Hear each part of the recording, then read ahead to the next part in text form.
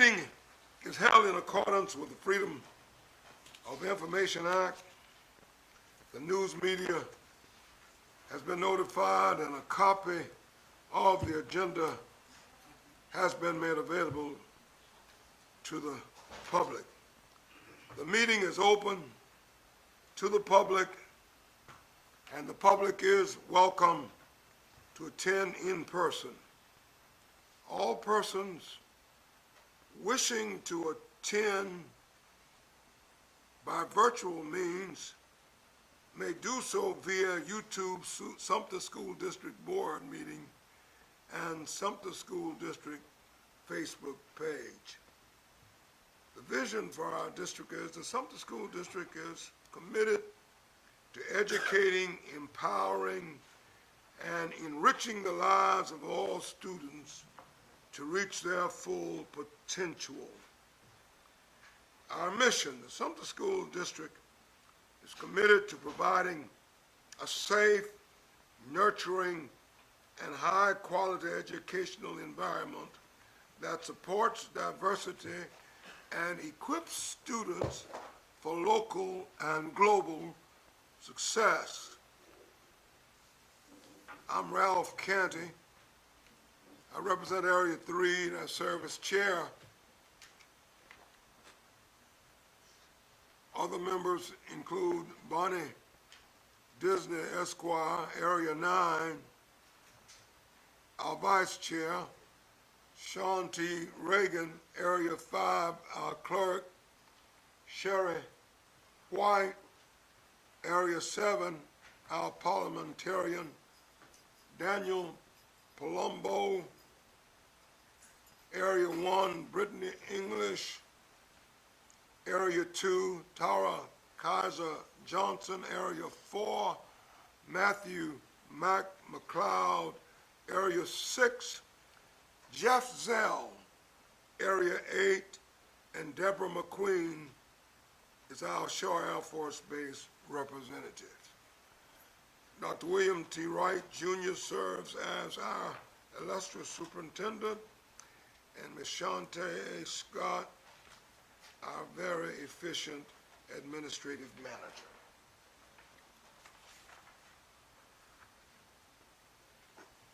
It is my pleasure as chair at this time to call this meeting to order, to acknowledge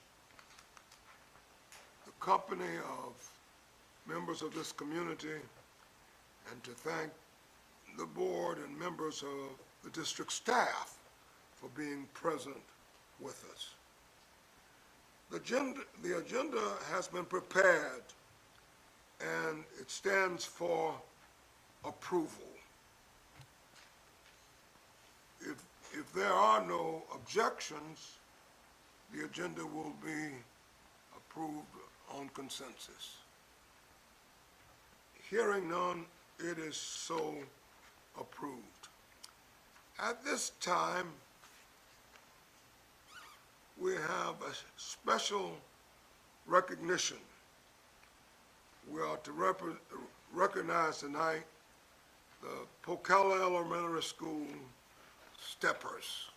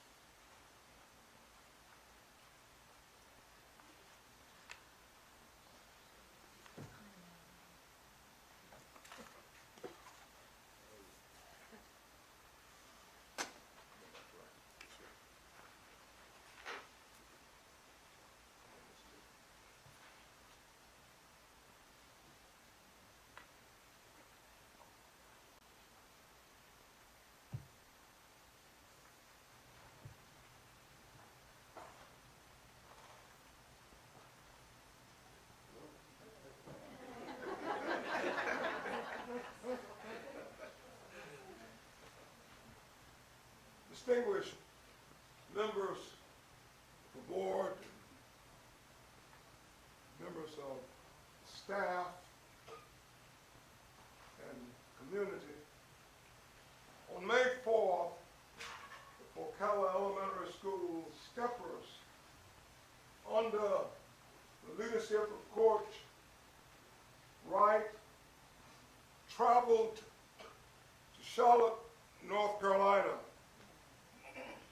to participate in the House Party National Step Show, and their performance was nothing short of extraordinary against stiff competition from 30 other teams spanning elementary, middle, and high school divisions from various states across the nation. And to our delight, our joy, the Ocala Steppers emerged victorious in a spectacular fashion.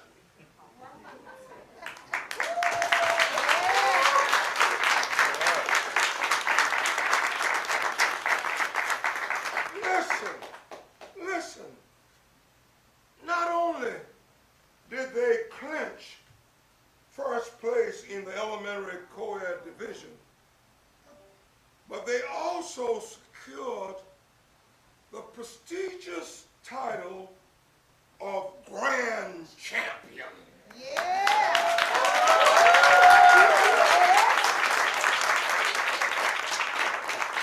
Listen, this marks the first time an elementary team has achieved this honor at the national level.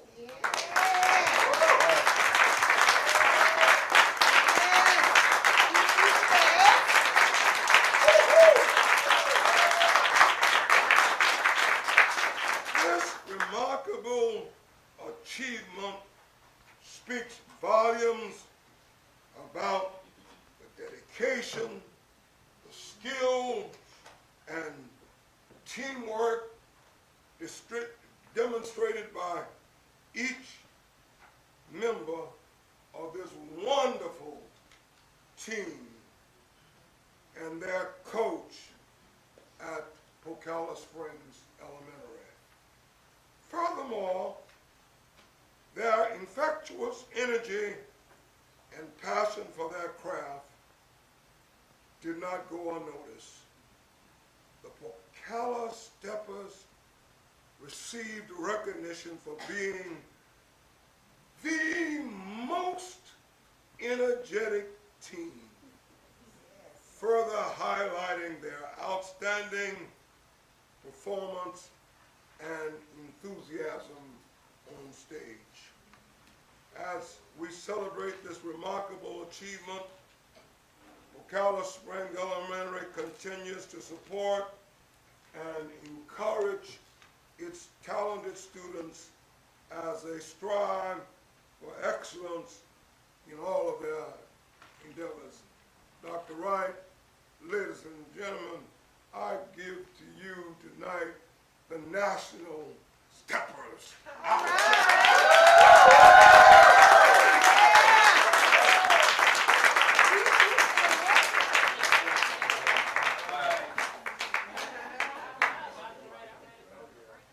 I think the whole board needs to come by. All right now. Could we have Yeah, y'all recognize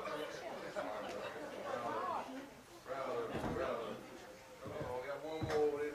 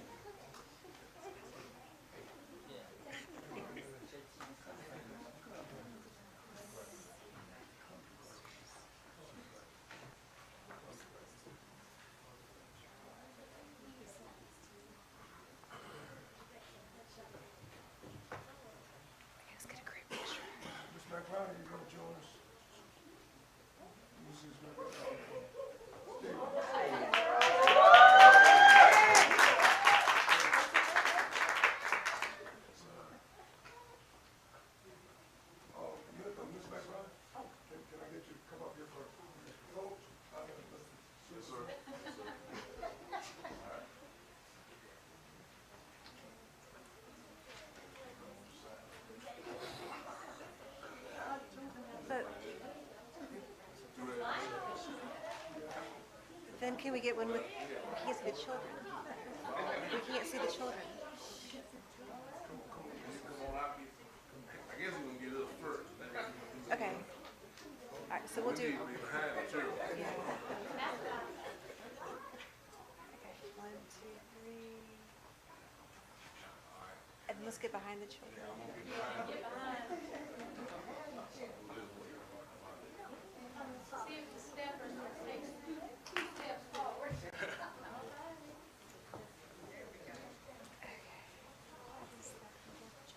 All right, a big smile. Y'all ready? Okay, on 3, guys. 1, 2, 3. Want them to look that way, Bruce? Okay, we're gonna take some more. Keep on smiling. Look at me.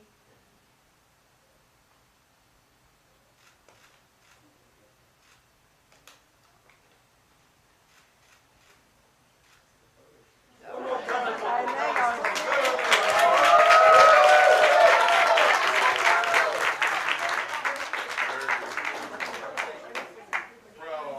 Very, very good.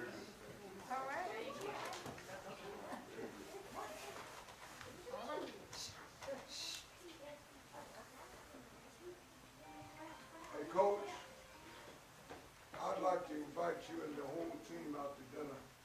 Wherever they want to go, let me know. I'll get it.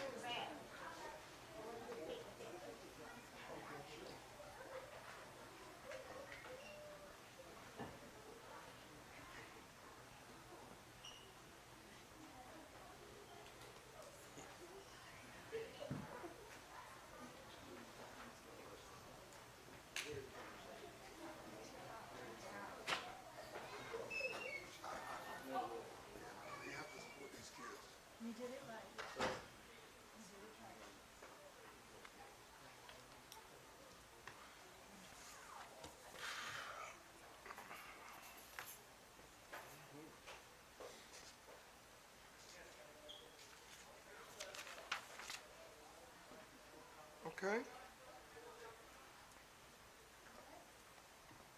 As we move the agenda, we are now to public participation.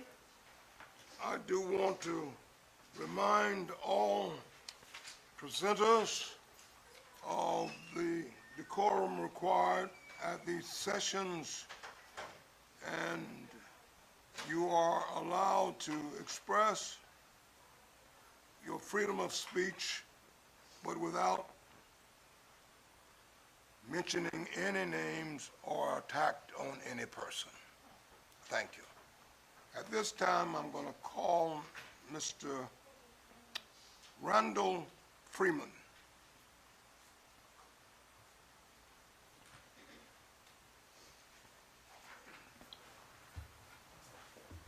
Mr. Freeman, because we don't have any other persons present tonight, I'm going to allot you up to 5 minutes. I hope to only need 3.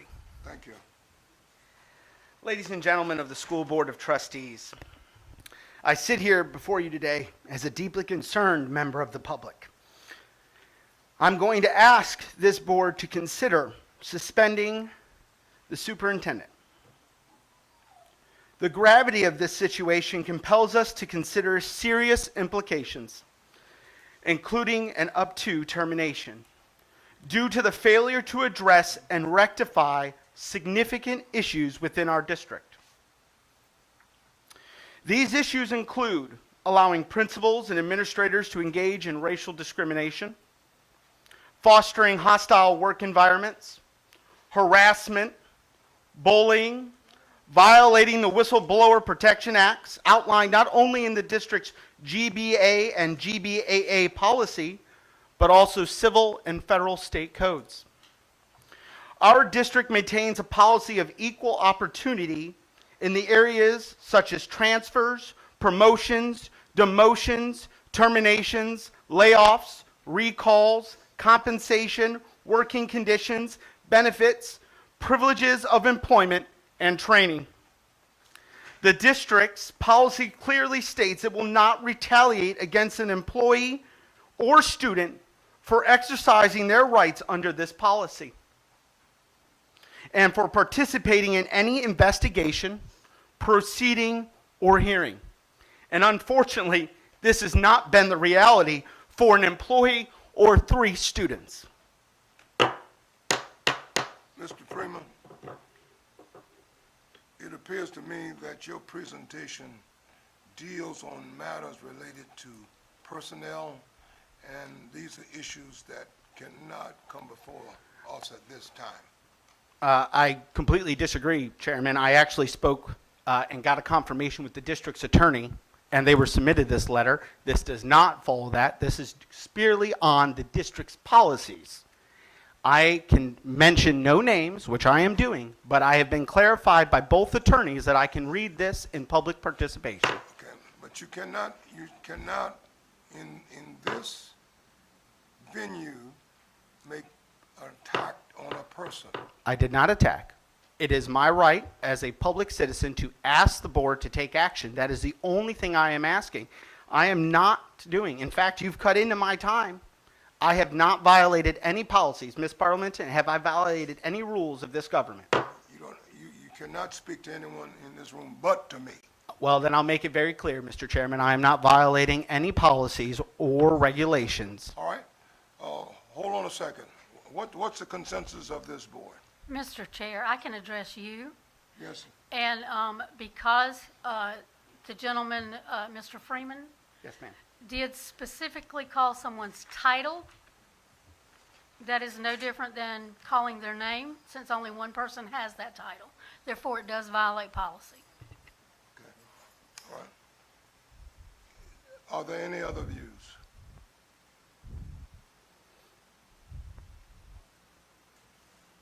Okay. We'll go with the parliamentarian. Okay.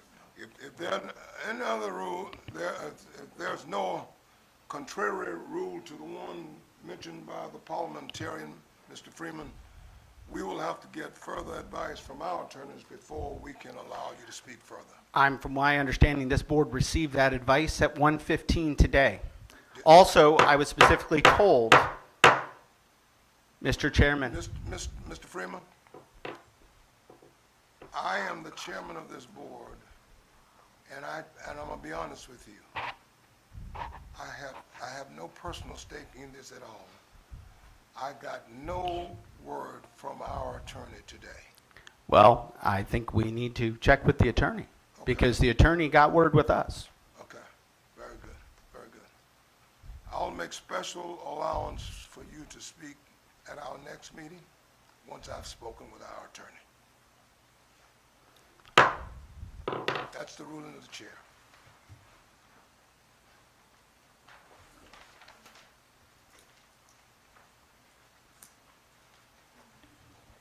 Sharon Canny, I have 3 letters of submission that were submitted online. The first is from Jim Crawford, and he lives in District 8, and he's expressing the following concerns. He was at a website where it said that there are a total of 14,800 students in the Sumter County school system. It also said there were 925 teachers teaching these students, which amounts to a teacher-to-student ratio of 16. If this is true, then how is it that we have such lousy academic results? When he was in school, there was 1 teacher for about 25 to 30 students. Is being smart not a desired result? Are we teaching kids to excel? Now we come to the 50% rule. My understanding is teachers overwhelmingly do not support the artificial 50%. Why would anyone accept this as a level of achievement? Who said this would be a good idea so the school district could look good on paper? This is no way to develop an educated society. I do not support the grading guidance that sets minimum grades to 50% and would like the board to enact a policy that explicitly forbids this practice. Student safety. Does the Sumter County school system have a safety plan that addresses the safety concern of each school? Each school has vulnerable areas that need to be addressed and scrutinized to expose the weaknesses in the layout of the school so that can be eliminated. Our kids need to be safe, and they also need to be aware that weapons and any instrument that could harm has no place at school. I'm concerned about school safety. Thank you for your time and attention to this matter. The second is from Nancy Riley. She stated that she normally stays out of this kind of thing, but she recently was made aware by a teacher that Sumter School District requires teachers to elevate grades to 50%, regardless of actual performance. Poor performance should not be rewarded, it should be corrected. This is ridiculous and has to stop immediately. And the third is from Annie Lawayne Riebel.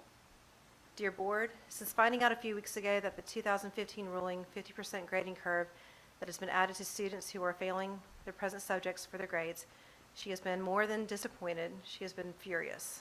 This seems to explain the fact that students are being promoted to the next grade level without any real understanding of the subjects for their present grade level, much less being promoted to the next grade level.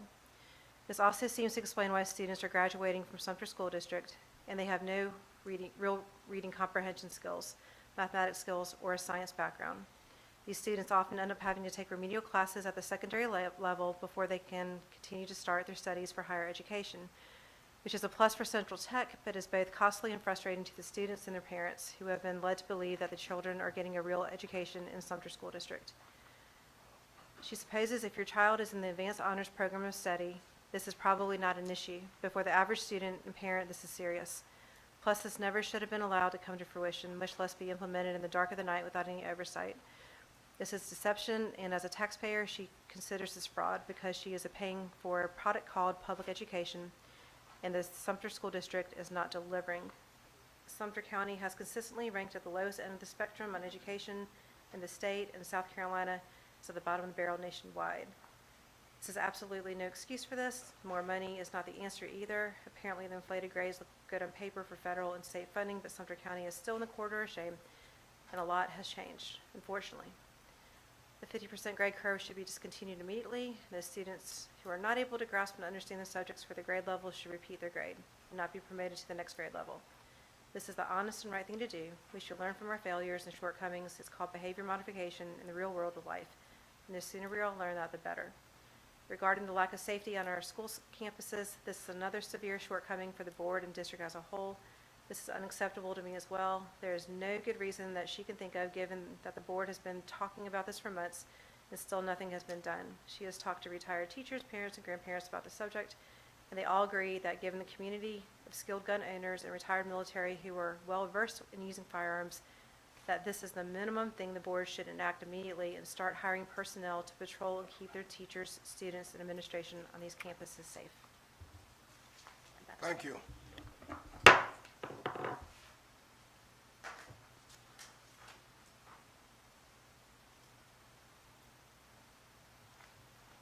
Item 5, board communications. Announcements, if there be any.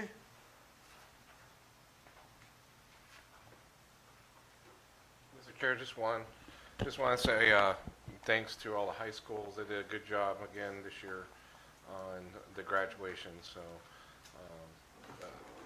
Mr. Superintendent, thank you it went very smoothly out there. So, and looked like it was probably a better time to move the Sumter one to the evening hours. So, I think that was a good idea to change that. So, but all the principals out there, good job. And I agree with that. I do agree. I agree with that. I just think that they did such a phenomenal job with graduations, and the public just should be applauded as well. It really made for every name to be heard as it was called. Students were properly recognized, and they are on to bigger and better things. Great. Any further announcements? Announcements once, twice, 3 times. Thank you very much. Committee reports, recommendations.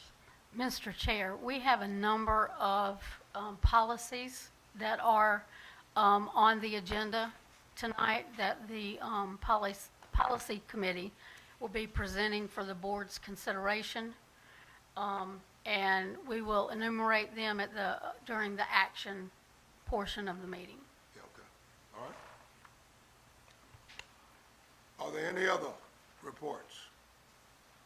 Once, twice, closed. Item 6, Superintendent's report. Mr. Superintendent? Yes, sir, Mr. Chair, members of the board. I have a couple of things that I'd like to talk about. I too concur that we had actually 5 tremendous graduation ceremonies. I thought that the participants certainly behaved themselves. That's always a thing, but also what a wonderful time to celebrate the culmination of schooling, at least at the K-12 level. And you all have heard and seen the information on terms of scholarship offers and things of that nature. We are still moving forward and getting better in the district. Our exceptional school administrators participated in a transformative leadership retreat last week. They had the opportunity to enhance their skills, foster collaboration, and develop innovative strategies to benefit our students and community. Their commitment to excellence truly embodies the spirit of all in for SSD. The Sumter School District's REACH summer program is in full swing. Students are chosen through a rigorous selection process that includes a referral, a school-level screening, and a district-level audition. This year's theme is Reaching Around the World Through Arts. Artistically gifted students in choral music, visual arts, and theater are exploring arts from various cultures and countries. Mark your calendars for the REACH Showcase, which will be held on Wednesday, June 19th at Sumter High School. The event will feature an art exhibit starting at 5 p.m. and a choral performance at 6 p.m. and a theater production at 7 p.m. And this event is free and open to the public. That is Wednesday, June 19th at Sumter High School. Summer meals are available for Sumter County residents 18 years or younger. Students enrolled in summer school in Sumter School District are not eligible to receive summer meal bundles since meals are already provided for Sumter School District food service. This program will operate Thursday, June 13th, 20th, 27th, and Tuesday, July 2nd, 9, and 16 from 10 a.m. until 11 a.m. only. Probably need to do that again too, Mr. Chair. That is, that program is operating Thursday, June 13th, 20th, and 27th, and then Tuesday, July 2nd, 9th, and 16th from 10 a.m. until 11 a.m. only. And registration is mandatory and required to receive meals, and you can visit our website at sumterschools.net for more information. Mr. Chair, members of the Board of Trustees, that concludes my Around the District for June 10th, 2024. Thank you, sir. Okay. Office of Finance, 642. At this time, we'll have a report from Mrs. Shatika Spearman, our Chief Financial Officer. Good evening. I bring to you the activity for month ending May 31st, 2024. For our local revenue, we have completed receipt of about 103% of expectation. Again, in this category, we have the interest on investments that is doing exceptionally well. We're at a $3 million collection.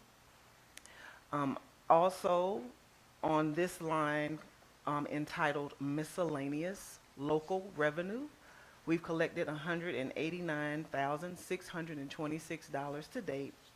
And I want to make sure that we make the link between the question that was brought last time regarding the proviso students that we pay for and that we receive services for.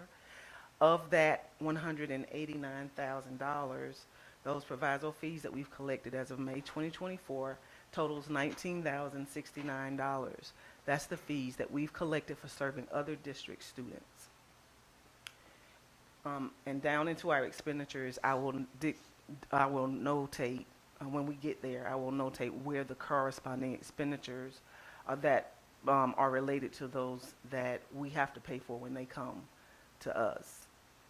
When ours go to the other district, I'm sorry. So that total to date for local revenue, including our ad valorem taxes, we've collected $35,857,983, and that does represent 103% collection. As it relates to state revenue, as we know, we are already at June 2024, and we've collected 68.53% of our revenue. That is because we get most of that revenue at the end of the year. And for this section, over all the three sections, we're still estimating about a $30 million collection for all revenue across these three categories. So those items that have no collection, we do still expect to receive those very soon. And so we're at a collection of $83,789,110 for our total state revenue collection. We received a deposit for our federal impacted aids, our impact aid dollars. So now we're at $424,000 of a collection. That represents 141% over what we expected for budget. As it relates to our other financing sources, this is mainly made up of the indirect costs that we collect from the grants that we house and the sale of the fixed assets from the auction that we had this year. You will notice that there is a slight decrease in the reported revenue. We originally collected about $39,000 of auction proceeds. Of that, we had to give food services their portion.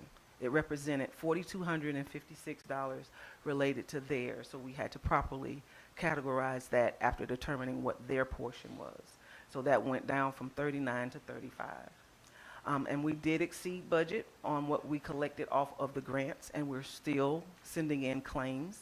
So that represents $1,214,100, which is a 101% collection for that line item. So to date, we have collected $121,320,440. We expect to receive a total of $155 million. So we're now, for a total revenue collection, we are at a 76.63% collection rate. Are there any questions regarding our revenue?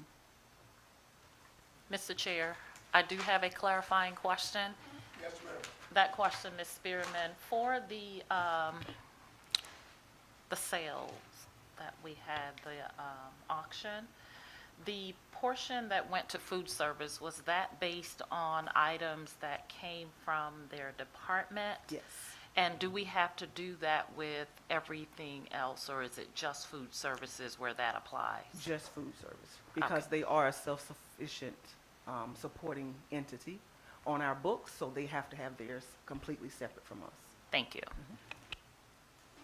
Mr. Chair, Yes, sir. one question that's really more towards the superintendent. When's the next auction that we're going to have? Because we have quite a bit that we can sell off, specifically in Maywood. Most of the Maywood stuff, if not all of it, is gone. But I would have to, Mr. Myers will have to give me that specific date, and I'll get it to the board. So I'll get it all out to that, the like filters and all that, that's all gone? I'm not sure about filters. I thought you were talking about the tech stuff. No, all that too. Yeah. Everything in Yeah, there. yeah. It's Quite a mix. bit of it is, but we'll get an update to the board. Okay. Thank you. Probably the best way to answer it. I'm sorry. As it relates to our expenditures, Yes. we had some variances that we wanted to pinpoint, to just make, you aware. Again, with, overtime salaries, we know that that did exceed, due to the, vacancies that we have and the job duties and everything that's going on with that. And so that did exceed, and normally we do exceed this amount for the additional projects such as the voting, exercises that requires people's additional attention. And so there are different reasons that we have events at the schools that we use for employees who must be paid for their overtime services. And so that is where we are with that. For our variance number 2, we wanted to pinpoint that we had to pay for interpretation and translation services. That was up this year for that, to support our students and those parents as well. As it relates to our pupil services, that's variance number 3. This is contract services for nurses, psychologists, etc. As you know, in our budget request for FY25, we requested an increase of about $500,000 for those services. And as you can see, those are on the rise on our books for this year. So that is a verified increase that we will expect next year to go higher. As it relates to variance number 5, our audit fees increased, and again, we did put in an extra, I believe, $6,000 for that based on the proposal that we have. And again, it does depend on which grants that they have to look at and if they meet thresholds each year. So that is assessed each year by the auditors. And so we did put an increase in for that for FY25. As we look, we want to also pinpoint our variance number 7, which is the increase in the insurance rate. Again, we estimate about a $27,000 increase. It is on the rise, and it is identified in our FY25 proposal request. As it relates to,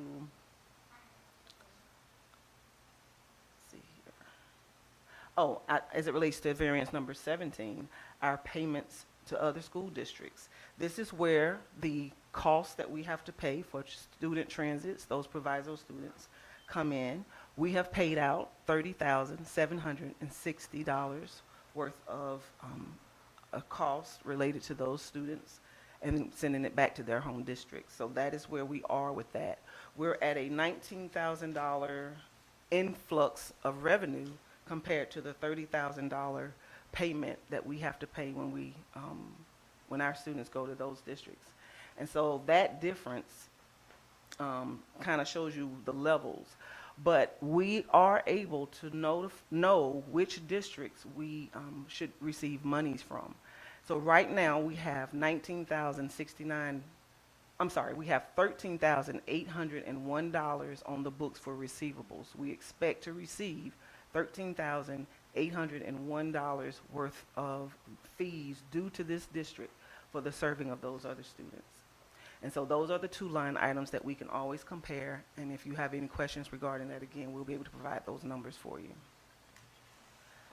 Overall, we're at a 77.84% spend. So as you see, those numbers are getting closer and closer together all year long. The expenditures percentage spend have been greater than the revenue collection. So now we're about to even it out. Are there any questions? Mr. Chair, Madam, Ms. Spearman, Yes, ma'am.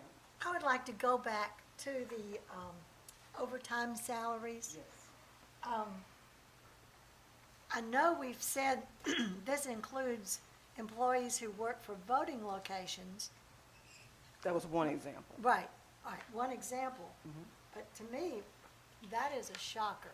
When I looked at that number, instead of 1,466,313, the actual was 2,305,536. Now, that, to me, and to not expect it, that's what troubles me.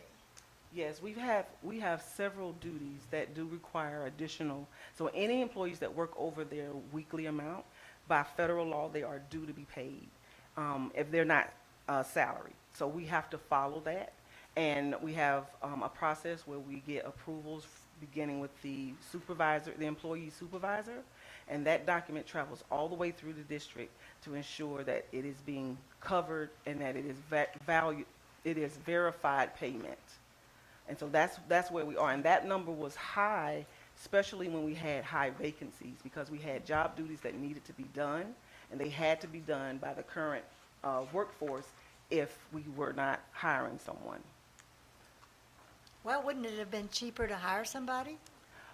Well, it depends. A whole salary versus a portion of someone's salary over Or time. part-time? Overtime, it Or a probably. part-time employee? But if you can't hire, that's Right. the issue. If you can't get anyone in that position, I see. that's the problem. But these have been verified. They go through every channel of approval and supervision, all the way up the chain of command. And so those things that when we say that is needed, is a necessary duty that needs to be paid for, then we're making sure that we're doing that. What do you think about for next year?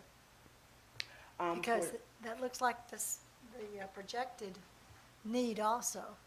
Yes, for next year, well, it's kind of almost like annual leave, where you can't really budget it.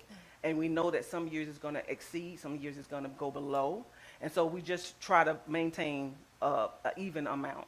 So for next year, we can up those things, but for some areas, if you notice on the expenditure part of this report, there are some expenditure categories that have not been fully utilized. And so before you call something a budget increase, you have to make sure you've maximized every other line of budget. And so those things that are true budget increases, that's what we bring before you. Otherwise, we adjust throughout based on usage of the prior year. And this may be outside of your expertise, but do you think we're going to be able to hire people so that we're not having to pay so much overtime? Because you I'm said- hoping. Yeah, but does it look like that's a possibility? I'm hoping that we can have the full workforce and do what we need to do as a district so that we won't have to burden the current workforce. Thank you. Mr. Chair? Mr. Chair. I have a follow-up question to Ms. Bonnie. I think maybe what you're looking for too is, are you working with the HR director? I know he's brand new. Are you working to have a priority to look at certain positions that are their vacancies are high, to help them figure out what to try to go find out there? Is to try and knock down that overtime? Well, we're going to be working very closely together. We're just now trying to map out what needs to be done, and of course, allowing him to get comfortable with joining the district. But those are items that we talked about with the previous human resource person, about vacancies, what are verified, the vacancies, what's necessary. We went through the budget process already in March concerning those positions that we knew we weren't going to hire for, those things that we don't need. So we've identified those. And so the budget that we have remaining is for what we want and need for a current workforce. That can always be evaluated and analyzed as we go through time, because time will change things as well. Gotcha, thank you. Okay. Ms. Spearman, Yes, sir. I just have a question. I see the regular salaries, the administrative salaries, and paraprofessional salaries.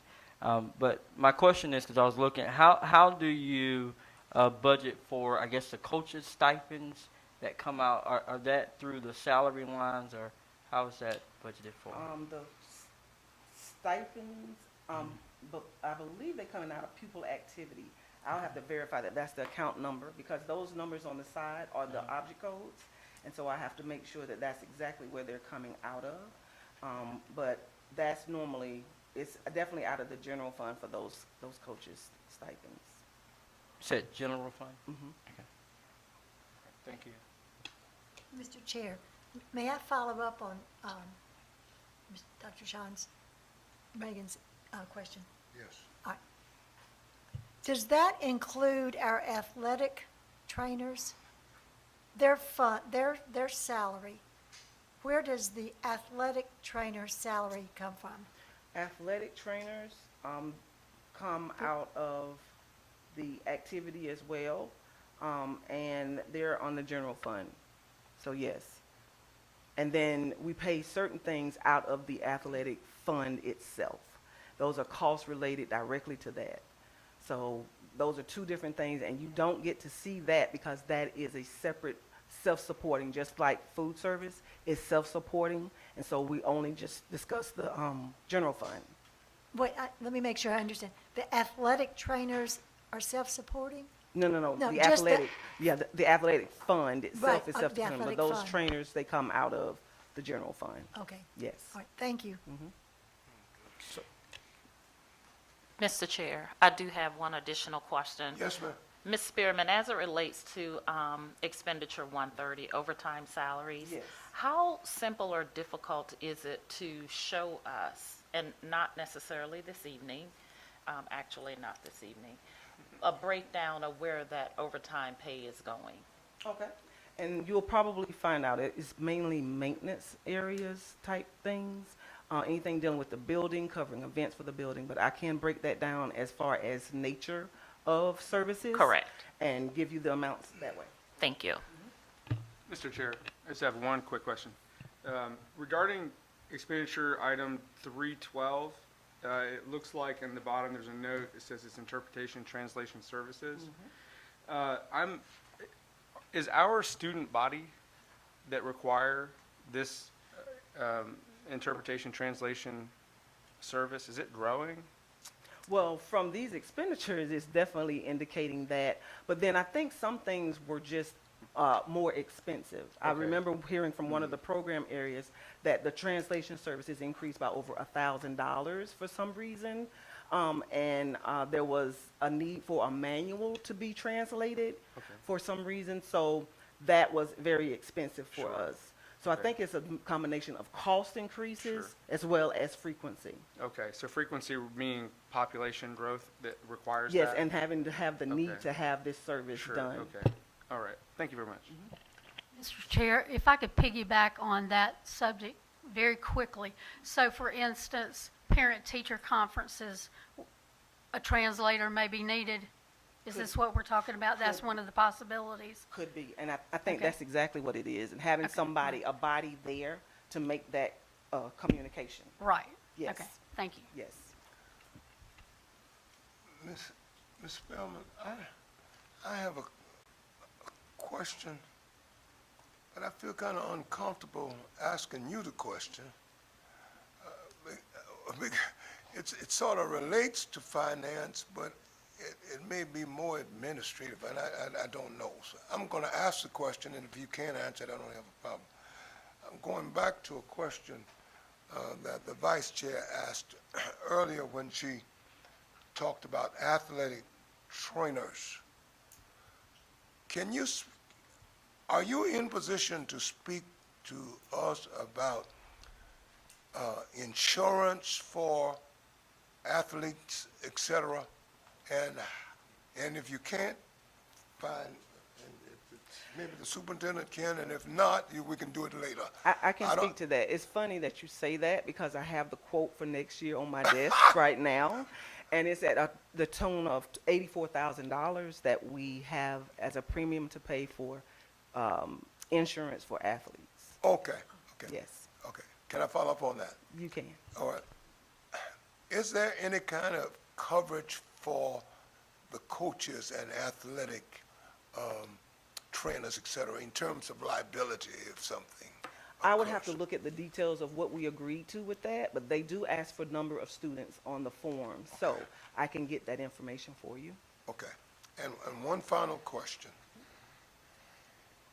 Is there a link between our athletic folk and healthcare, like Prisma or some other hospital? Is there an official link there so that there is a relationship in the event that something occurs? That, if my question makes any sense. I don't know whether it makes any sense or not. But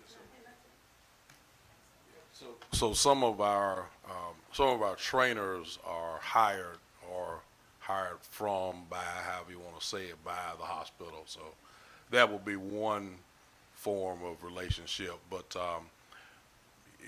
that's something that we probably need to continue to develop. Having that understanding and relationship to be able to work through and with students as they unfortunately become injured. I think that's your question, isn't it? Right. Yes, sir. But we have a relationship established because some of the trainers are given to us by, not given, it costs money, of course, but given to us by the hospital.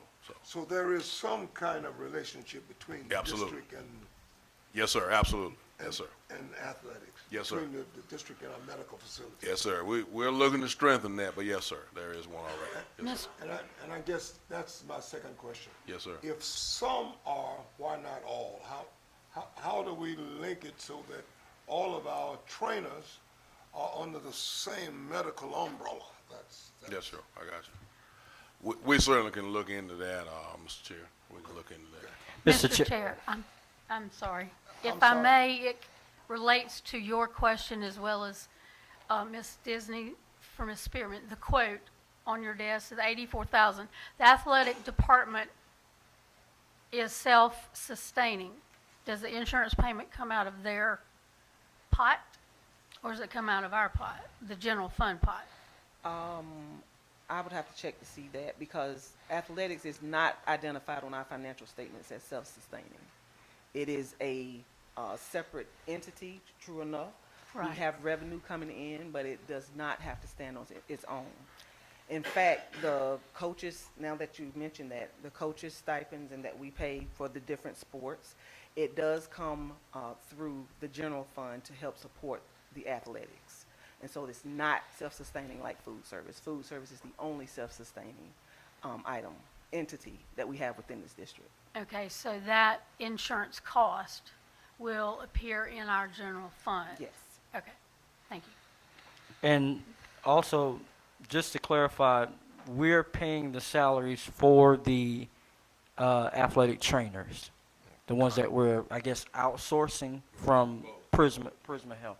And you know which schools are outsourcing from Prisma Health at this time? No, but we can find out. Okay. We can do that. Mr. Chair, I got a Yes, couple sir. of questions. And it kind of goes back to athletic insurance. Do we have any legal requirements to make sure that there is an athletic trainer out there at all times during the sports, and if somebody gets hurt, it voids out the insurance? I'm not familiar with that process, but I think we can find out through operations and the athletic department on what that is. Can we? Yeah, that would be great to get that answer. I sure can find out. Mr. Chair. Madam? And again, I'm like our chairperson, I'm asking a question that may not be for you. But if we have a relationship with Prisma, I would assume there has to be a contract that's signed. Has that been done for this coming year? Not to my knowledge, it has not been. What, So we can find that out. what are we waiting for? Yeah. Because we already have students out on the field who are practicing. And I'm thinking that is still covered because the year is not done. So the one for next year, when that start date and end date, we can find out what that date is. Okay. Because I'm sure that they're still under the old current contract. Right, and I've been told that good trainers are hard to find. We need to get on it if we need to get some more. Thank you. Mr. Chair, I have one more question, Yes, just sir. clarifying. I know I came a little late last meeting, but Ms. Spearman, as it relates to the 24-25 budget, and I know you kind of mentioned it briefly before, so from my understanding, you're preparing tomorrow to present to County Council. Okay. Yes, and we haven't had any identified changes, so what I presented the last time is what we will go forward with. Okay. And what you presented last time basically states that this district is not asking for a millage at this time. That is correct, sir. Okay, so, and I may be on the opposing side, I'm not sure, but however, can you kind of specify what led to not asking for a millage this time? If I may let my superintendent speak to that. Okay. There has been significant discussion at the state level with regards to finance officers about requesting, asking, if you will, school districts to look at spending down their fund balances. And so that is the directive that kind of started this. And I guess that would be the total answer to your question at this point. Okay. And that's understood. But my very last question, Mr. Chair, is why are we going? If we're not requesting, what's the need for them to look at the budget? They are required by law to approve our budget. So it's a law that states that they have to approve, Yes. even if they're not going to request. That is correct. Okay. Okay. Thank Yes, you. sir. Can I follow up on that with Dr. Reagan? If we're, I think with Dr. Reagan, and correct me if I'm wrong with what you're asking me, if we're not asking for a millage, can't we just send a letter and say, hey, just send us the same budget as last year? I'm just curious. Well, we're not asking for the same budget as last year, because we have a $10 million increase to it. Oh, Yes, so we have to present to them, and they have to, well, we need their approval to move forward, to be in compliance. Question, is it final that we're not asking for a millage? Is that final? What was the question? Is it final that we're not asking for a millage? Yes, we've already voted. The budget is prepared, yes. Yeah. So, and I see us fighting about a 50% and we're sending letters in about a 50% in grade, but we're not fighting for funds for our children. That says a lot. That says, And I don't recall us voting. I don't recall a Yeah. vote on that. Yeah. And I could be wrong. I came a little late, but I don't recall. We voted first reading, which included no millage increase. Right.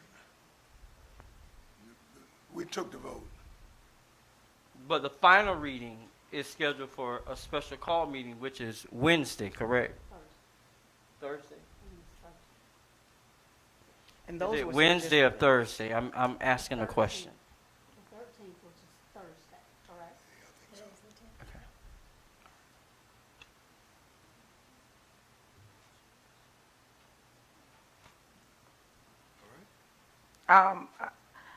I disagree wholeheartedly about that. Like I said, we're fighting for grades. And I haven't heard a letter come in saying why shouldn't we? Why shouldn't we fight for our kids to get more funding? So that really and I think we should all take a look at this again. I don't think we should go through with not asking for it. If we're really talking about our children in some of the school district, and if we want to push this district in a positive way going forward, I don't see why. And I hate to put it out there, but for your standpoint, being that you are in finance, that millage can benefit us tremendously, correct? Yes, ma'am. It can benefit our kids tremendously, correct? Yes, ma'am. Yeah, I don't see if we're sitting around this table and we're in the public eyes and we're saying that we for these children in the Sumter School District. I don't see why we pulling back of asking. We're gonna get a yes or no. And on top of that, I know that was gonna happen. sorry, Mr. Chair.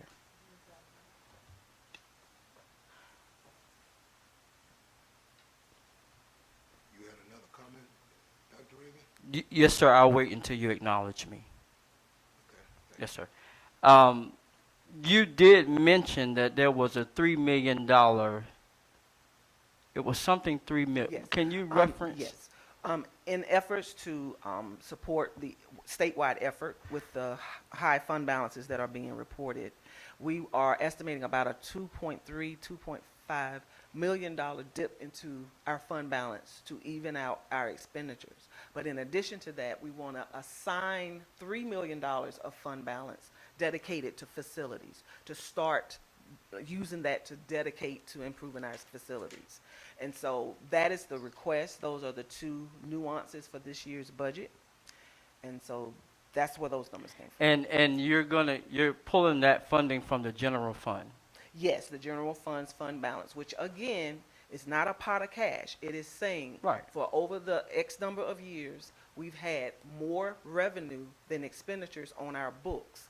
And so it's almost like taking a credit off of our books to the tune of $2.3 million. And so all things even, our fund balance next year, after using the 2.3, should be 51 million minus the 2.3 at 47, maybe 47 million. That would be our new fund balance, all things constant, and if we don't receive any major excess of revenue from our estimates. And it would not hurt us even though we're losing ESSER, even though there's a possibility of a decrease in enrollment and all of that. That is correct. As right now, all things are stable. The budget was developed with ESSER in mind. Some of the items that we requested from ESSER to go onto the general fund was that $500,000 for the mental health services that we need, because that has increased and will continue to increase. The other major part of that $10 million increase is the salaries from the salary study. And for those employees that we kept from ESSER, some of that includes employees that we needed to maintain for ESSER. Everyone else was made aware that once the grant was over, the position was done. And so that was good for the district. We did not put a lot of personnel-heavy positions on ESSER, which was very smart to do. Mr. Chair, if I may, very quickly. So, Ms. Spearman, if I understand you correctly, this is a statewide effort coming from the State Board of Education, Really the state legislature. state legislature, for school districts that are carrying higher than legally required general fund balances to use some of these funds. We still will have in excess of probably about 2 months more than we are required by law, correct? Yes. And so this is not just us, this is a statewide effort for us to do this. That is And so correct. we are actually adding money. Now, in essence, using the general fund to balance the budget. That's correct. Okay, because that's sitting there. If it can be used for an emergency, a disaster, it can be used to balance our budget. And having in excess of $50 million is vastly higher than we are required to have by law, correct? That is correct. Okay, so it's not just Sumter School District. Absolutely. This not. is across the board in the state. And there, I'm sure, are districts that carry Over smaller, $100 million. yeah, in a smaller fund balance. balances and much larger. Absolutely. That's very And true. they are being asked to use them That the is same as we are. consensus from our CFO roundtable, that's what we will attempt to do. Right. Because that's what's been brought down from the legislature, that's the consensus, that's the talk, that they want us to do that. Okay, thank you. Mr. Chair, Yes, sir. I have a question. Also, the state and Senate is still trying to figure out what their budget's going to be to increase. Yes, So there's also an outside chance we'll get more, possibly. I'm not betting on it, but we may get more than what we expected. Is that correct? that is correct, and so that's why when I made that date of June 13th, I was hesitant because I knew the state legislature wasn't going to do right by me and my timeline. And so it would be approved, ask you to approve it based on what the state approves it to be. That is how the budget approval would go without it already being approved. Correct. So we would definitely go the conservative route. The lowest estimate of revenue is through the Senate's version that we currently have. That's what we would start with. If we get more, we would adjust. And that's that what would be you're just giving us the worst case scenario. worst case scenario. Okay, thank you. Yes. Doctor? Did they send that in the form of a letter? You said the state sent that. Was that in an email? You said, It was in a conversation from our liaison that is between the CFOs and the legislature. When they come to the CFO roundtable, they sit and they give us all the information from all the information that the legislators have for us. And that has been the overwhelming decision to do. So there isn't anything that we have received in writing. It is what the consensus is, the talk is for the legislatures. And so that liaison is who we base all of our projections, our estimates, what that person brings back to the table, and that's how all the school districts build their budget, based on that state information. okay, thank you. Yes, sir. I have one last question. Yes, ma'am. So, it's nothing set in stone. So it's actually up to the board whether we still ask for that millage, correct? Nothing, if I'm understanding what you're saying, it's nothing set in stone coming from you guys. It's totally up to Well- the board to Well, vote on I was asking for a talking millage. about the use of fund balance. That's what I was thinking that Yeah. you were saying. We were, that you but were- but But as far as use of millage, yeah, I think that's the consensus that we've gotten from this body. okay, that's That we've all. received from this That's body. it, that's it. Thank you. Any further questions? Mr. Chair, I do have a All brief right. statement. I want to make a couple of things clear. Tomorrow night, when Mrs. Spearman makes the presentation, I'm going to provide a final statement, if you will, because I want to be clear that whether we ask for millage this year or not does not indicate that we don't have severe needs in this district. We've got crumbling buildings. We need to continue to work to improve student achievement. We've got a lot of things we need to do in this district. So I just want to be clear, and I plan to say tomorrow night whether we ask for millage or not.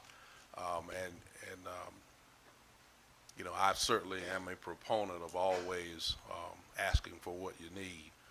But our needs exceed even if we ask for and receive maximum millage. And so I want everyone to keep that in mind. I plan on saying something very, very carefully crafted tomorrow night that will indicate that irregardless of what's happening. All right. Okay, Ms. Bender. Thank you very much.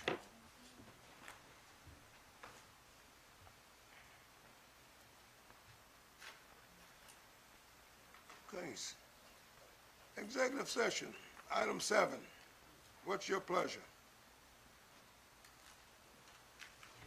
Mr. Chair, I'd make the motion to enter into executive session for discussion of individual student matters, transfers in and out of the district, the monthly personnel report, appointment, compensation, promotion, demotion, discipline, termination, and/or release of an employee, and discussion of property matters.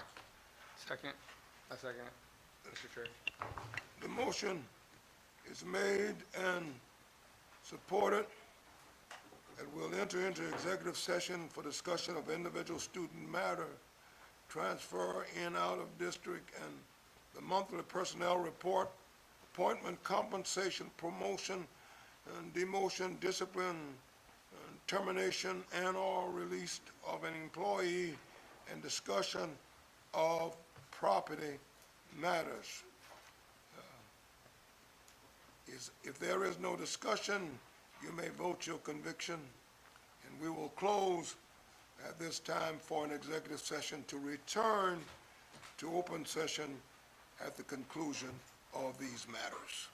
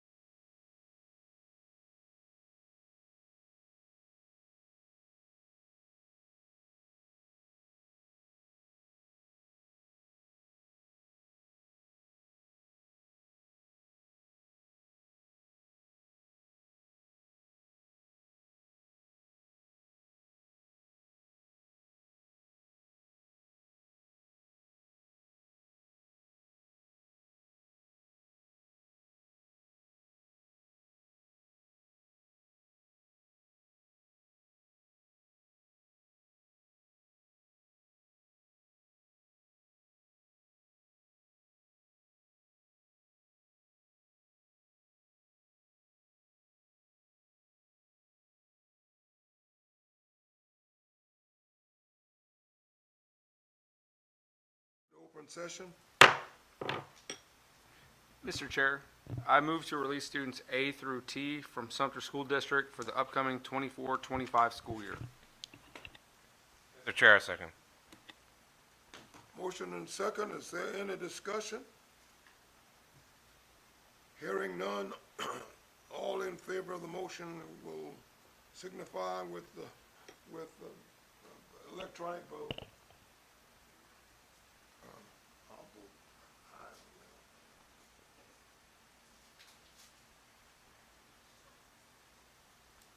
Okay.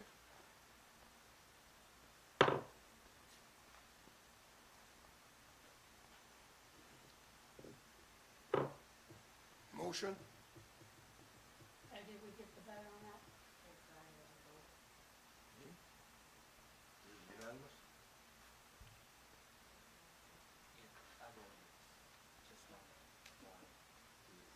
It's unanimous. All right. Vote is unanimous. It passes.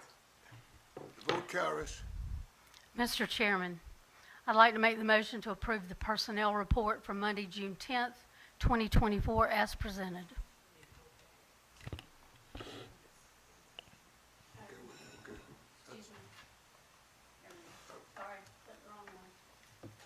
Mr. Chair, may I make a correction? Motion to allow students A through G to attend schools in Sumter School District for the upcoming 2024-25 school year. Mr. Chair, I second that motion. Motion is made and supported. Is there any discussion? Hearing none, you may vote your conviction.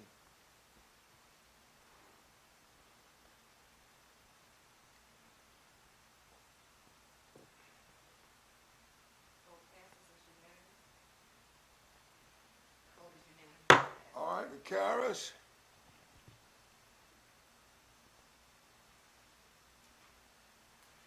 Next vote. Mr. Chair, I would like to make a motion to suspend the teaching requirements for our district athletic trainers. Mr. Chair, I second that motion. Motion made and supported. Is there any discussion? Hearing none, all in favor will indicate by voting your conviction.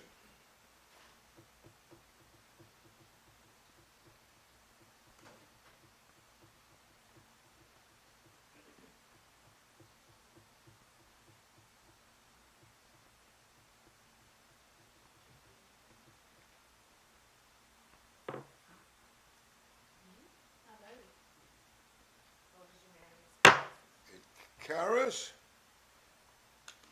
Mr. Chair, I'd like to make a motion to approve the organizational chart as presented. Mr. Chairman, I second that motion. Motion is made and supported. Is there any discussion? Hearing none, you may vote your conviction.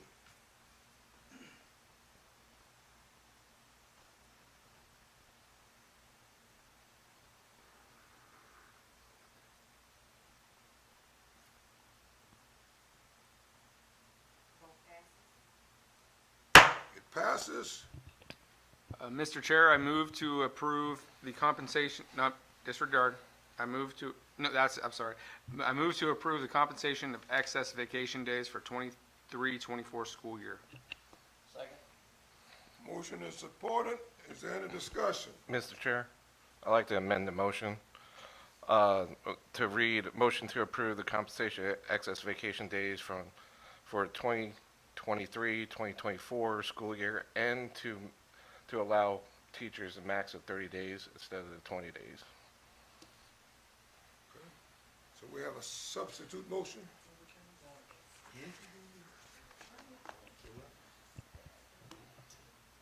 What?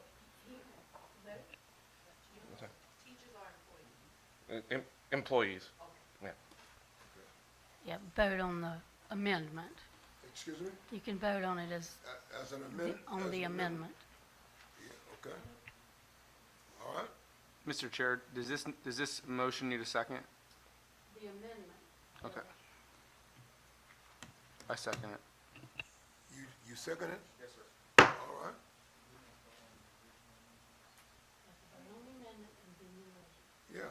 amendment first. All right. Those who are in favor of the amendment will indicate by voting your conviction.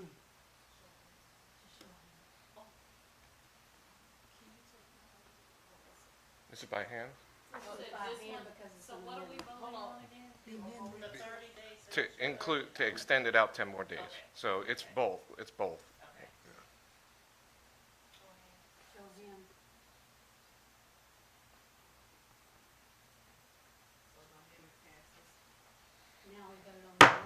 Pat, all right, now we're back to the original motion. Those in favor will indicate by voting your conviction. Now you vote on the motion as amended. Right. Okay, Yes. is it in the machine? Okay. Question, so, Ms. Scott, I voted on something that popped up this last time, and then you said raise your hand. So did I vote on the one that we're on now? Just so-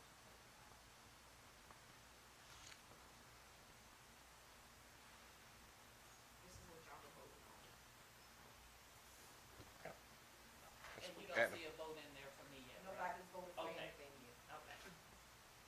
Okay.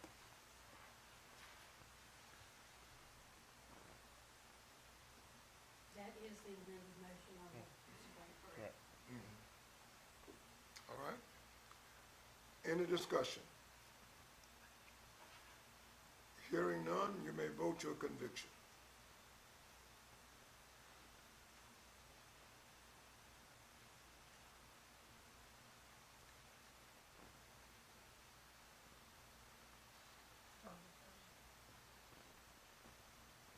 I've already voted. Yeah, did you get mine?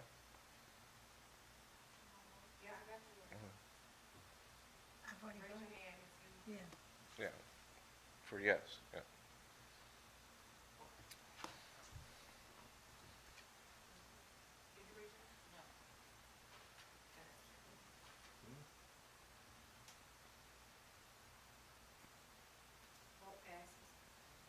All right. It carries. Now, Mr. Chair, Yes, ma'am. I would like to make the motion to approve the personnel report for Monday, June 10th, 2024, as presented. Mr. Chair, I second that motion. All right, motion and second, are you prepared to vote? Any discussion? You may vote your conviction.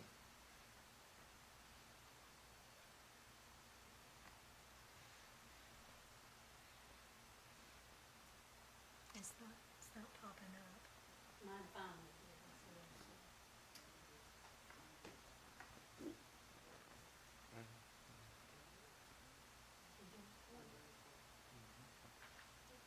Mine's not coming up. I'll just, yeah. All right?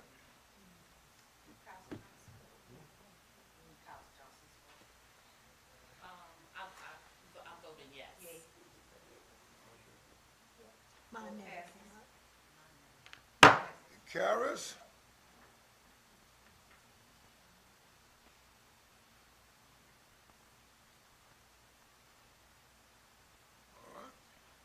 Mr. Chair, Yes, ma'am. I would like to make a motion for first reading on the following policies without discussion, i.e., IHAA, IHAB, IHAC, IHAD, IHAE, IHAF, IHAG, IHAQ, IKE, IKER, IHAM, IHAME, JIAA, JIAA-R, JICFAA, and JLF. Mr. Chair, could you have those read again? I'm just kidding. I second that motion. Okay, and, thank you. And, well, the motion's not quite finished. I would also retract my like second. to propose first reading on IKA and IKAR, which will require discussion. You want to do two separate? Okay, scrap that last part. We need to do two separate Okay, motions. all right, so Well, then we'll I go second with the it. first motion, Yes, sir. First I motion. second that excluding first the motion. second. Yes, sir. I second that. Those who, is there any discussion? Hearing none, you may vote your conviction.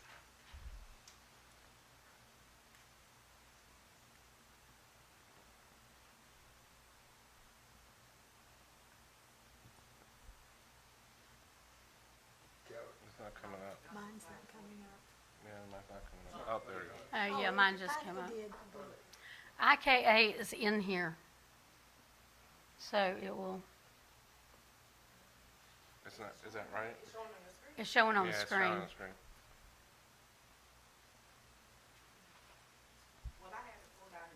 Okay, all right.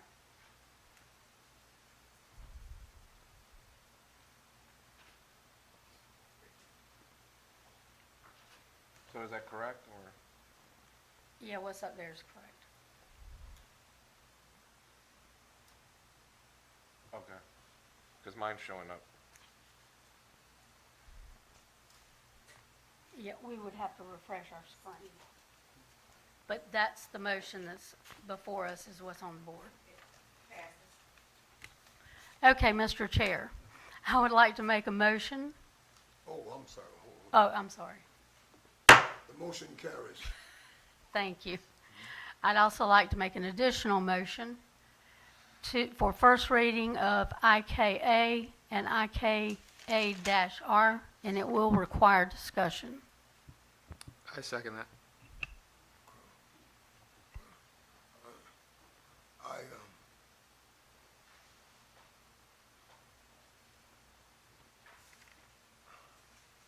I think I've got to delay the motion for the reading, and then we adopt it on first reading.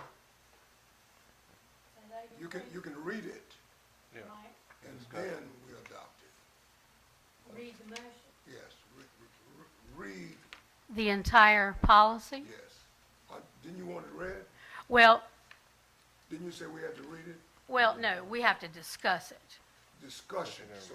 Yes, this So is we're for gonna have first this. reading, and so there will be a discussion on this. So you just want to have discussion without a reading, is that what you're saying?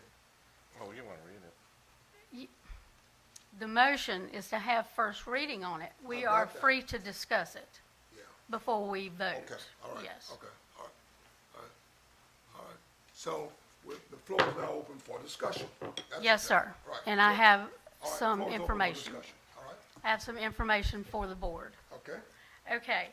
IKA is on the grading and assessment systems. And as we're all aware, we did a survey of the teachers regarding the 50% floor policy. And they overwhelmingly, over 80%, wanted it removed. So, after speaking with people at the School Board Association, the Deputy General Counsel, at the South Carolina Department of Education, as well as our attorney, we have found that two things on this can happen. First, these are facts that I'm presenting to you. I am not presenting this as a recommendation of the policy committee. I am simply presenting facts for the board to consider, okay, and a change.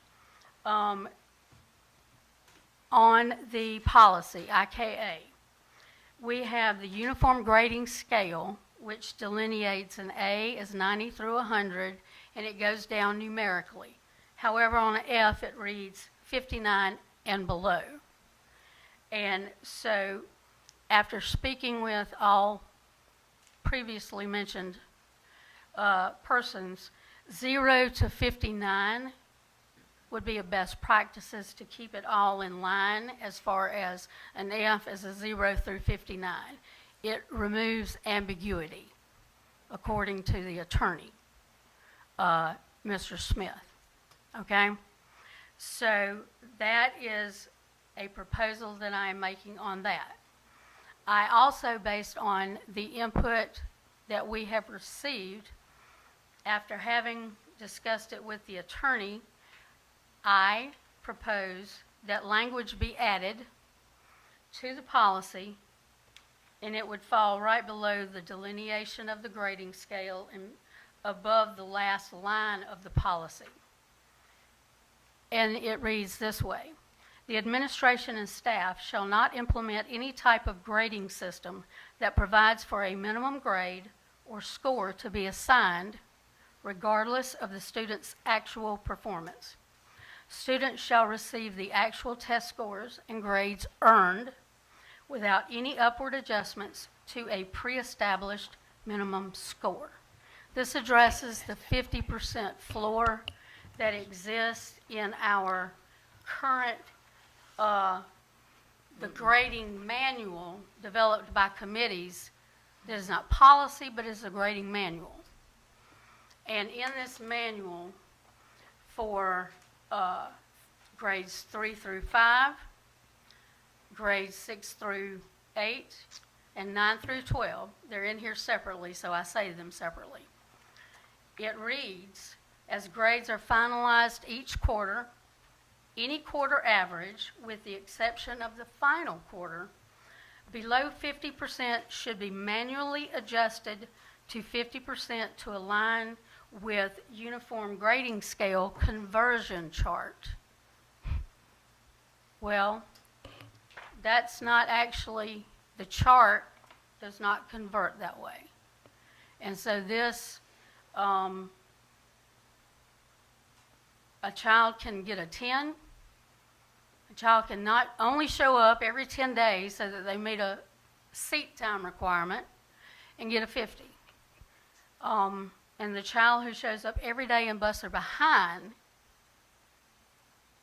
to make a 59,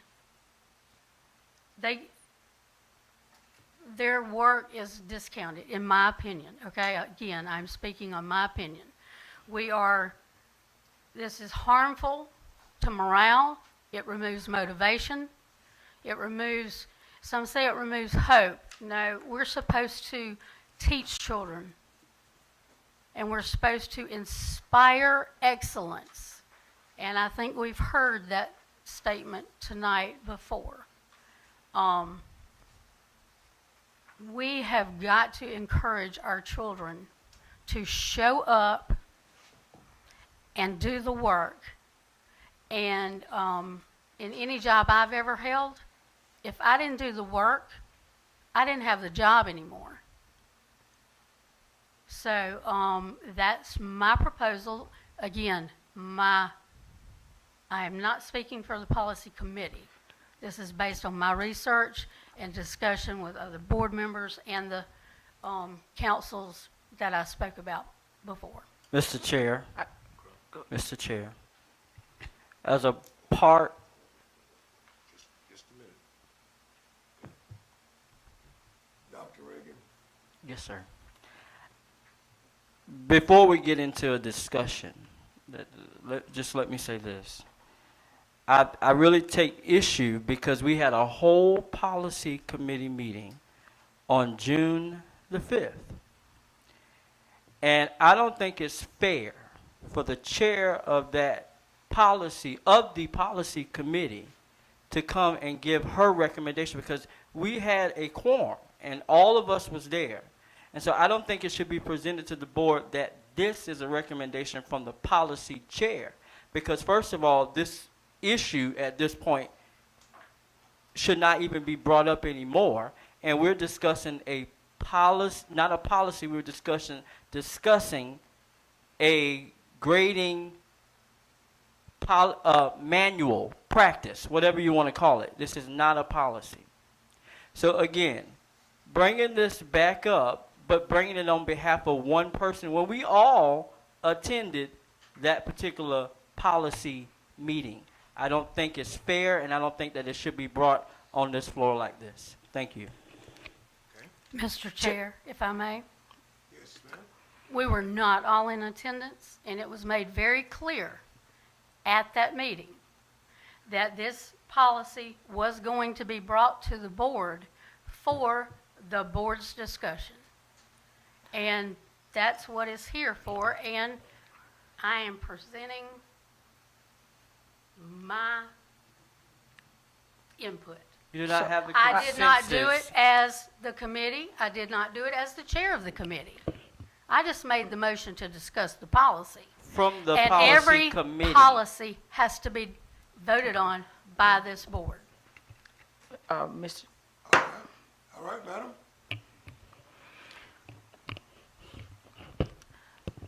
We discussed this issue.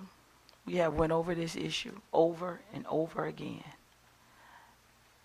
We have talked to Ms. Mack. We talked to her about this. And my thing about this, we realized that this was giving our kids second chances. And I said this before, and I'll say this again. Everybody in this room have had a second chance. What's the difference in giving our children in some school district a second chance? And I tell everyone this. These are the individuals, everyone need to look at everyone on this board. These are the individuals who we're voting for in. But question yourself.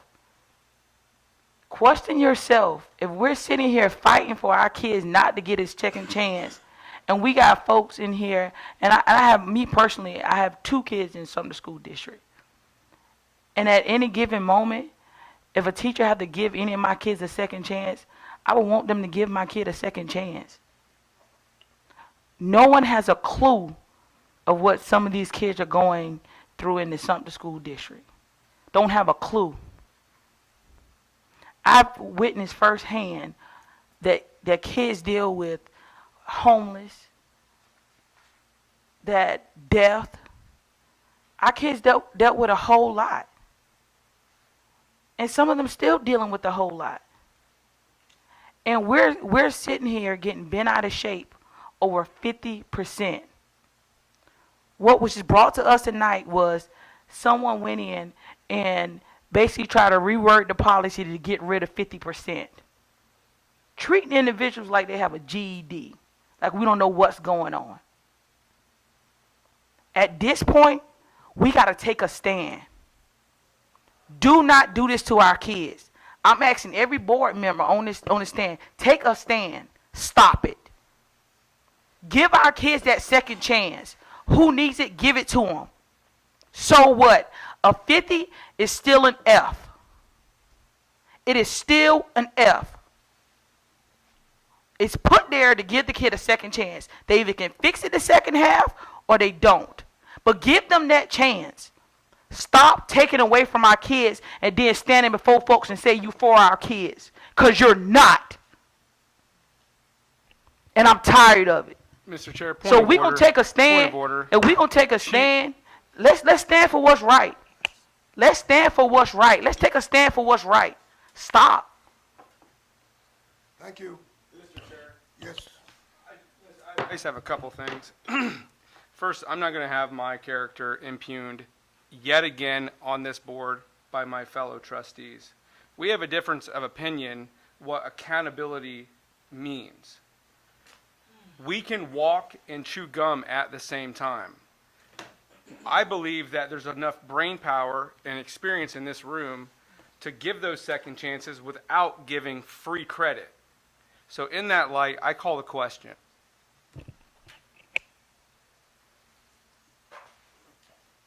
All right. Mr. Chair, at the policy committee. The question was called. Let's call for question, but there is discussion on the floor. And we've got to hear the discussion before we proceed. At the policy committee, that meeting that Dr. Reagan spoke of, yes, Ms. White did say that she was going to bring it up for discussion in this meeting, but she did not include all that extra verbiage. Not whatsoever. I didn't have We don't- Where you got it from? Because we didn't say that we were part of the committee. listen.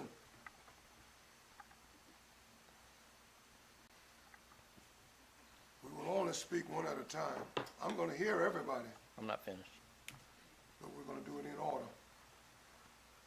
May I finish? Everyone, like the chair or not, must respect the chair.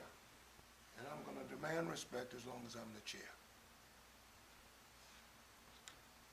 Address the chair and wait for the chair to acknowledge you. Mr. Chair, can I finish? No, I'm Just, talking to all you, of us. you're not, no, I'm just saying, whenever you get through, I have more to say. Yeah. We're gonna hear everybody, okay. Now, Dr. Reagan, you want to say something else? No, Mr. McLeod was speaking, my apologies. Okay. All right. Anyone else with any questions, any unrest? All right. The question has been called. Those who are in favor of...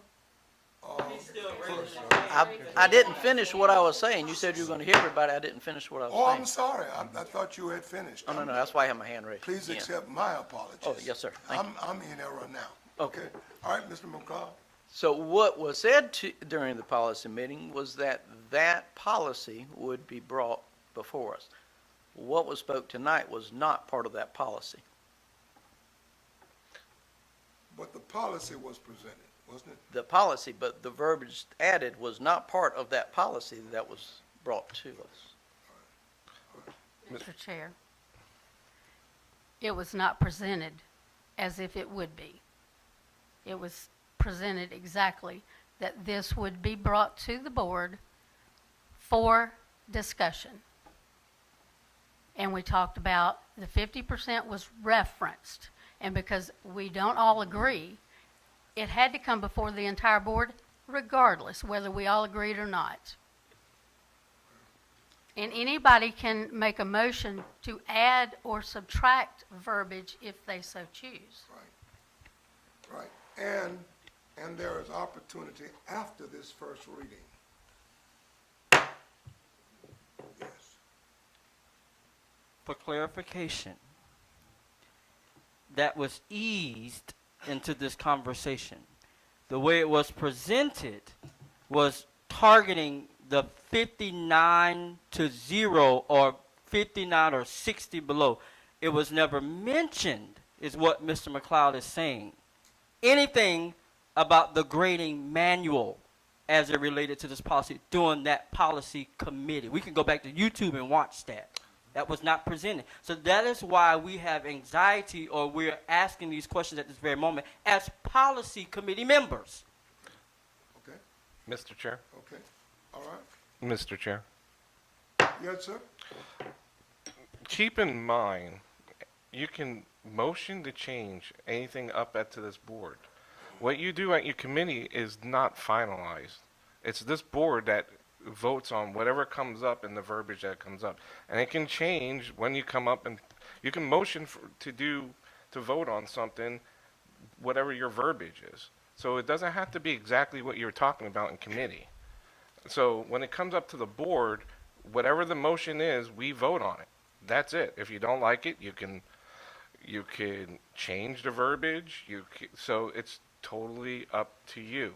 And the committee members, it doesn't matter if it's finance or whatever committee it is, you guys are not, and I run the finance chair, finance committee. We're not dictators to say what this board can vote on.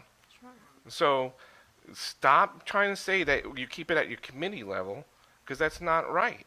Because we all, as a board member, should have the opportunity to vote on it. If you don't like it, vote no. If you like it, Continue, sir. so it's up at the board, it's up in front of us. If you want to change it, go ahead and motion to change it. But all of us have the opportunity to vote on it. And so that's my piece on it. Thank you, on the procedural. Mr. Chair, if I may, No, I'm going to have to get Dr. Reagan next and you Okay. next. Okay? sounds good. Okay. Ms. White? Okay, yes. I would just like to insert that this is what's called due diligence. And in preparation for the discussion of this policy, just like the Finance Committee does due diligence before presenting a budget and agreeing to a budget, I did due diligence so that I could bring this to the board with all the information available to me, so that the board would have that information as well. Okay. If it's not liked, you can vote no. There has been considerable discussion, and the way to resolve the matter, because this issue has separated this board, is to process it according to parliamentary procedures. So we will entertain the first reading. Those who are, if it fails, that's the end of it. If it passes, then the opposing side has the opportunity to create a proviso to replace the one that is presented on second reading. That's going to be the ruling of the chair on this issue. Is there no further discussion? Those who support the issue on first reading will indicate. You may vote your conviction at this time.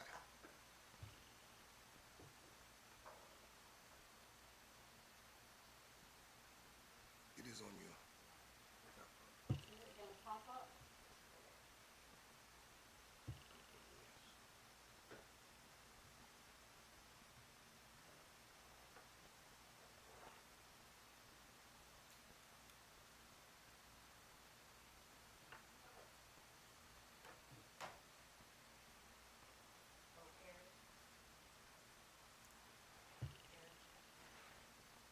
The motion carries. All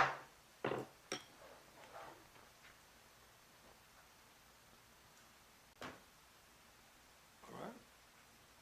Was there another, Ms. White? No, sir, that's all I had.